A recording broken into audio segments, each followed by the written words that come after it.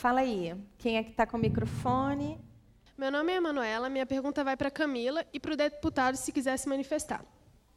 Bom, nosso Código de Trânsito não permite que o número de pessoas contidas dentro de um veículo seja superior à quantidade de assentos, enquanto que também nós não podemos viajar sem o cinto de segurança. Enquanto isso, nós vemos nos transportes públicos a superlotação e a inexistência do cinto de segurança. O governo, ele coloca as leis, mas ele mesmo infringe as leis. Bom, eu acho que a ética deveria ser para todos. Assim, qual a opinião de vocês?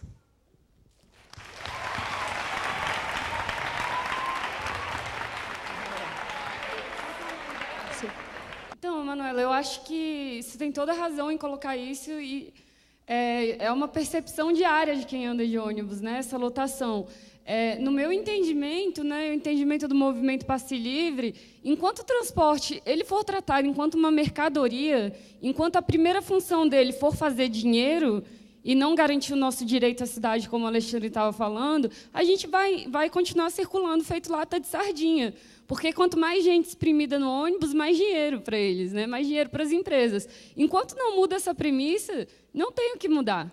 Né? Não, isso não vai ser mudado. Assim, né? Hoje, o sistema, as empresas, eu não sei se no DF funciona exatamente assim, mas eu acho que é nacional isso. Elas não são remuneradas pelo serviço que elas fazem, pelo custo, a partir do custo do serviço delas. Né? Elas são remuneradas pela tarifa. Então, assim, é feita a contagem por passageiro. Se o transporte for ser encarado assim como mercadoria, não vai importar se em tal bairro ou outro bairro precisa de uma linha de 10 em 10 minutos ou de meia em meia hora. Eles vão botar um ônibus só e vão lotar o ônibus, porque é isso que vai dar dinheiro. E é isso que importa nesse sistema. E é o que a gente quer mudar. Né? Tem outra pergunta ali na plateia. Meu nome é Joyce, e sobre o assunto, eu queria comentar que, assim, eu não concordo com o incentivo ao transporte particular, porque, hoje em dia, em uma família, existem 2, 3 veículos. Então, o caos ele é referente a esse desenvolvimento e essa grande quantidade de transportes.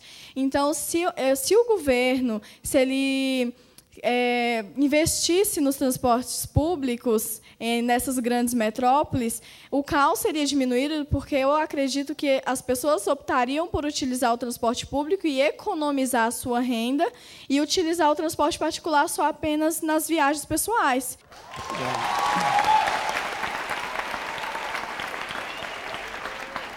Alexandre, eu disse no início do programa que você fez parte da discussão da Política Nacional de Mobilidade Urbana, que é a Lei 12.587 de 2012. Quem tiver curiosidade, procura na internet, 12.587 de 2012, lê o texto.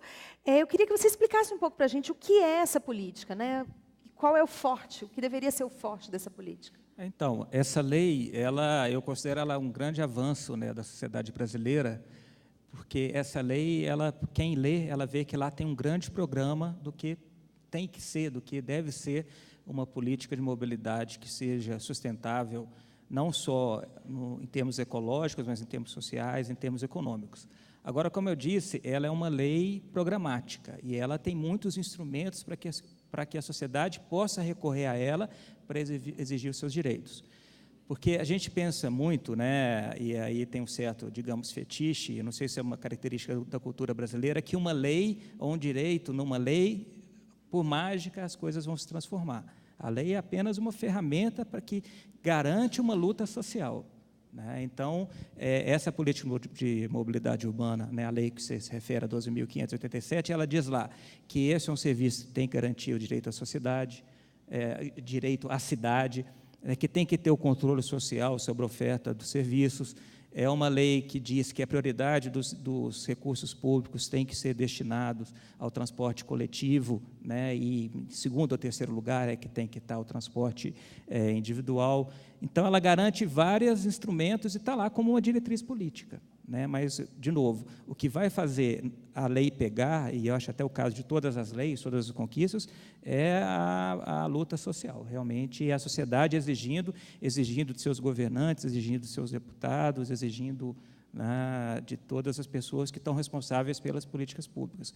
Porque só a lei em si, né, a lei é muito bonita, quem lê ela vai falar, olha, está tudo aí, não tem que fazer mais nada em termos de lei, mas a lei, a lei é um instrumento vivo, se ninguém evocar essa lei é um instrumento morto. Para complementar, eu acho que eu dei uma lida no texto da Lei de Mobilidade Urbana, e um dos pontos que ela coloca é que é necessária a participação popular no controle do sistema de transporte. Então, assim, aquele vídeo que a gente estava vendo, eu acredito que não é assim, não basta a gente ter a tarifa zero, né, ter o passe livre. A gente precisa que a população controle e tenha o poder de decidir sobre o sistema de transporte público. Não tem que ser deixado nem na mão do movimento passe livre, nem na mão do Estado, né, do governo e tal, dos deputados. O movimento passe livre ele não está em todos os bairros de todas as cidades, então a gente não tem como saber qual que é a demanda de cada bairro. E os governadores, os deputados, provavelmente nem sequer andam de ônibus, né? E são eles que planejam todo o sistema de transporte sem nem andar de ônibus. Então, assim, quem tem que saber o que é melhor, por exemplo, para Brasilândia, quem sabe das carências de ônibus de Brasilândia são as pessoas que moram lá, e são essas pessoas que têm que definir a política de mobilidade. Temos pergunta na plateia. Olá, meu nome é Natália e eu gostaria de perguntar para o deputado Exalci e também, se o Alexandre quiser responder, referente aos ônibus, né?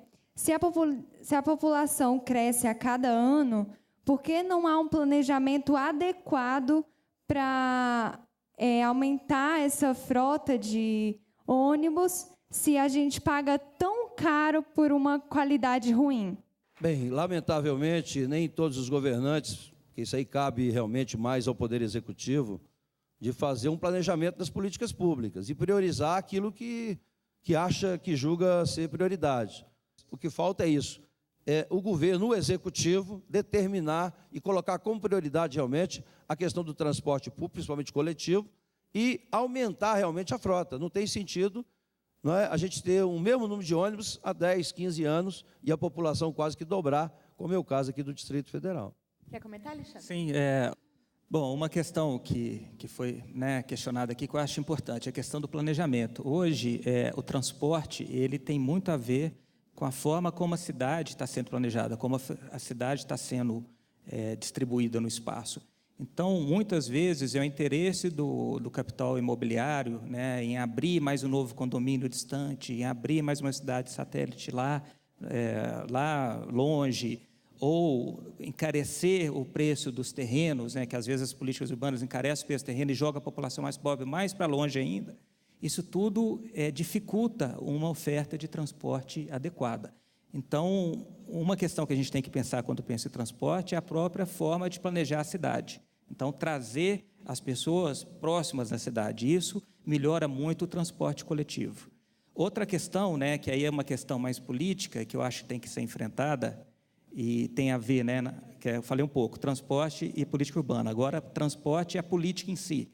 É que a gente vê que existe uma relação muito, digamos, não republicana entre muitos governantes e os empresários de ônibus, que a gente sabe que muito dos recursos para financiamento de campanha saem das tarifas, porque a tarifa é um recurso que é pago em dinheiro, né? A fiscalização é muito difícil e muitos desses recursos das tarifas vão financiar as campanhas. Então, você tem até uma relação que funciona em muitos lugares entre empresários e governantes, porque um serviço que é bem fiscalizado e um serviço que tem uma tarifa muito baixa vai sobrar pouco, né, para o empresário contribuir, né, com a campanha desses políticos. Então, a gente observa que a questão do transporte ela é muito sistêmica, né, é complexa, né? A gente tem que pensar na cidade e tem que pensar até mesmo na forma que as campanhas políticas são financiadas hoje. E aí a gente entra em outro tema, que é a reforma política. Exatamente. Pode falar você. Bem, meu nome é Tony, eu sou de ensino médio 9. Eu queria colocar em pauta dois citamentos. A primeira é que tem um deputado que ele tinha um projeto de lei que todos os filhos dos deputados tinham que estudar em escola pública. Eu acho que seria bem conveniente colocar não só os filhos dos deputados, mas também os deputados a usar o transporte público para sentir na pele como é que é pegar busão cheio, quebrado, o transporte, tudo mais. Desafio, deputado.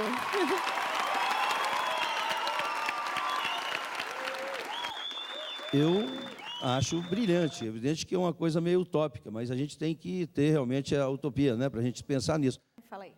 Na pauta é a questão da tarifa zero. Eu acho que não adianta colocar a tarifa zero nos ônibus, sendo que vai continuar precária, como os hospitais públicos. São públicos, mas não adianta nada. Você entra com uma doença e sai com outra. Então... Exatamente o fato de que andar do jeito que tá, a gente não quer nem de graça, né, mano? Essa é a grande verdade. E sobre a outra pauta, você já vê que já envolve um monte de coisa, porque um deputado vai lá e coloca esse projeto para ser votado, mas a gente sabe que os outros nunca vão votar sim para isso. Aí você já envolve no voto que é secreto. Então aí a gente já quer também que não seja secreto, porque eu estou cansado já de não saber quem é que está contra mim, entendeu? E quem é que está a meu favor de verdade. Eu acho que já parte para outro caminho também, tá ligado? Eu acho que, para além da tarifa zero, a gente discute o controle popular sobre o transporte, né? Eu acho que enquanto a população não tiver o poder de decidir diretamente, não eleger alguém que vai pensar, quem sabe, se ele quiser, sobre o ônibus que a gente pega, mas a população tem que ter o poder de decidir diretamente sobre o sistema de transporte, já que é ela que vai usar, né? Bom, a gente vai encerrar por hora, tá? Só um minutinho, eu vou chamar agora o Getsemane Silva, que está lá fora do Teatro do Sesc, para ele mostrar para a gente o que está acontecendo na oficina de hip hop. Jet. Estamos aqui, Evelinha. O pessoal continua dançando aqui, ó. Essas meninas aqui atrás estão aprendendo hoje, né, com o mestre Will. E quem está colocando o som para eles é o grande DJ Jamaica, né? Super famoso, conhecido, já vendeu mais de 100 mil cópias do seu primeiro CD, né? Jamaica, a gente está falando de mobilidade urbana e muita gente fala assim, o Estado, o governo, mas qual é o meu papel, o teu papel em melhorar a mobilidade da gente na cidade, hein? Na realidade é isso mesmo, eu acho que cada um tem que fazer o seu papel, né? Se a gente se unir e... unidos somos fortes, a gente começa por aí, né? Eu acho que cada um fizer o seu papel, a gente consegue mudar um pouco essa coisa assim, como deixar o carro em casa, dar uma caminhada, vale a pena, né? Mas a gente sabe muito bem assim que no primeiro mundo, quem anda de ônibus são os ricos, né? Não são os pobres, porque o sistema de ônibus no primeiro mundo é muito bom, então eles deixam o carro em casa e vão de ônibus. É totalmente diferente do que a gente vive aqui no Brasil, né? Mas já é uma grande dica, né? Deixar o carro em casa. Às vezes dá para pegar o ônibus e a pessoa não pega porque não quer, né? Aqui do lado, ó, o pessoal está terminando o painel, Evelinha, a tarde foi bem interessante aqui. A gente não pôde acompanhar tanto o programa aí de dentro, porque aqui fora estava bem animado. E o Riva já escreveu alguma coisa aqui pra gente, né? O que você colocou aí, Riva? Olha só, acho que é o que define muito o que a gente está vivendo, né? Transporte público de qualidade já. E aquele senhor vai só confirmar. Cidadania, é isso aí. Qualidade, cidadania e não o pessoal ali tão apertado do jeito que está no ônibus, né, Evelinha? Bacana, obrigado, Rivas. Obrigado. A gente volta aí para dentro do Teatro do Sesc Ceilândia. Evelinha, com você. Obrigada, Jet. Bom, assim a gente vai encerrando o nosso programa. Eu quero agradecer a todo mundo que participou. Você de casa, alguns recados. Para ver como é que terminou a oficina de hip hop, o grafite todo, entra lá no camaraligada.com.br, é o nosso blog, onde a gente atualiza todas as informações. O tema de hoje foi escolhido pelo nosso Conselho Jovem, tá? Então, vocês podem seguir a gente no Twitter, no Instagram, no Facebook. Acompanhe a gente de todas as formas. Se você quiser participar, vir para a plateia do Câmara Ligada, entre em contato com a produção do programa, que você vai ter essa oportunidade. E se você é de fora, produz um vídeo, manda o seu recado, manda para a gente, que a gente também coloca no ar aqui no Câmara Ligada. O Câmara Ligada é feito por todos nós. Obrigada a todos vocês, das escolas todas que estiveram até aqui hoje. Muito obrigada ao Sesc, que nos recebeu. Obrigada, deputada Isalci. Obrigada, Camila, Alexandre, Projota. Foi uma alegria fazer o programa aqui hoje. Eu espero que a gente tenha a oportunidade